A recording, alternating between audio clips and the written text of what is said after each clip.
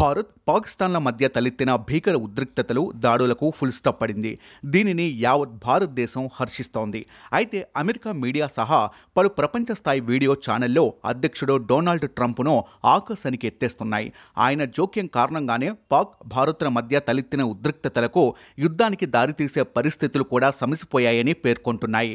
Trump is hero అంటూ America media CNN పేర్కొంది. New York times మాత్రం ఆచితూచి స్పందించింది. అయితే భారతీయులు సహా ప్రపంచవ్యాప్తంగా ఉన్న భారత సంతతి పౌరులు మాత్రం ఈ విజయం పక్కా మోదీదేనని చెబుతున్నారు. శాంతి కాముక దేశంగా భారత్ను ప్రపంచానికి పరిచయం చేసిన మోదీ భారత్, పాక్ విషయంలోనూ అదే పంతాను అనుసరించారని చెబుతున్నారు. సోషల్ మీడియాలో ఈ మేరకు నెటిజన్లు మోడీకి జేజేలు పలుకుతున్నారు. ప్రధానంగా ఇక్కడ ట్రంప్ విజయం అని పేర్కొనడాన్ని వారు ప్రశ్నిస్తున్నారు. సర్వశక్తిమంతంగా ఉండి కూడా భారత్ ఈ విషయంలో ఒక అడుగు వెనక్కి వేసిందంటే అది మోదీ విజయమే తప్ప ట్రంప్ది కాదని తేల్చి చెబుతున్నారు. దీనికి రెండు ప్రధాన కారణాలను నెటిజన్లు చూపిస్తున్నారు.